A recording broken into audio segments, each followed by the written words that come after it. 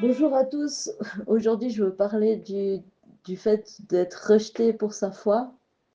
Donc oui, alors d'aujourd'hui, ça peut arriver en tant que chrétien qu'on veuille amener la bonne nouvelle, une parole biblique, et puis que les gens soient un petit peu agressifs avec nous.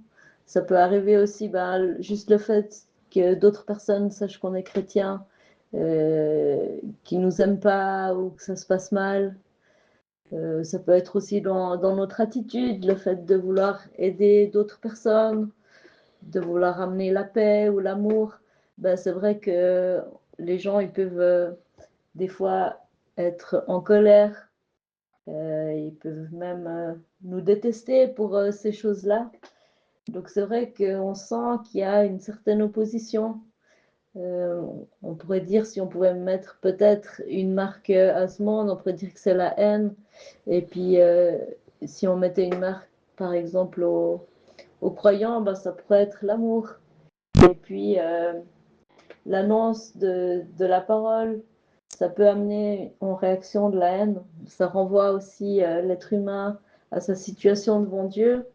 Mais ça peut être aussi des blessures, des souffrances, le fait justement d'y croire à nouveau, de croire que l'amour est possible, de croire euh, qu'il y a quelque chose, ouais, que la paix est possible dans ce monde, avec tout ce qu'on voit, avec tout ce qui se passe, on peut être rejeté.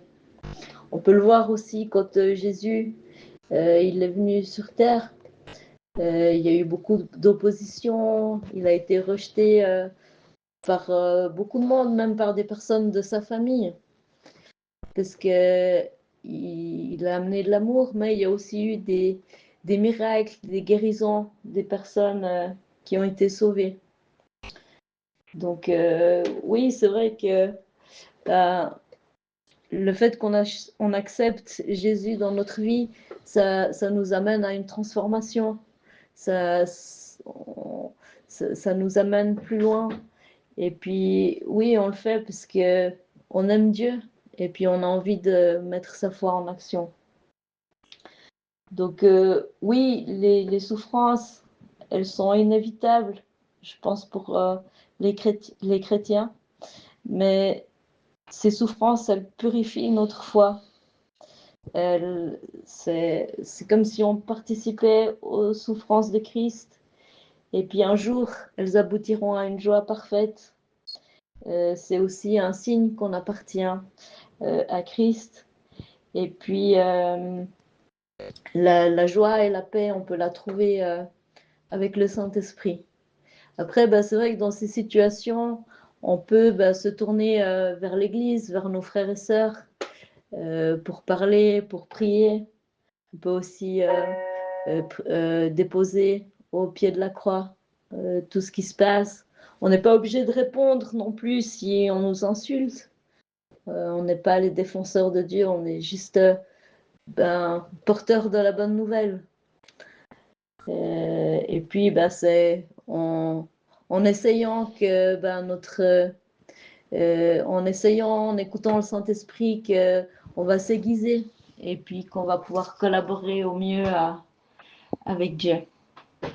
Donc, si je pouvais donner un encouragement par rapport à tout ça, je vais vous lire un passage dans 1 Pierre 10 à 11.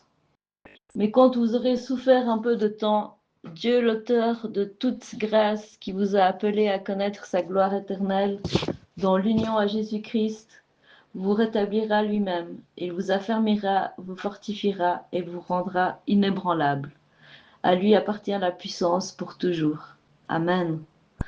Donc vraiment, je nous encourage chacun euh, à prendre notre force en Dieu, à vraiment être unis avec nos frères et sœurs pour avoir un impact dans ce monde, pour pouvoir amener l'amour dans ce monde, pour pouvoir amener une bonne nouvelle, une bonne espérance.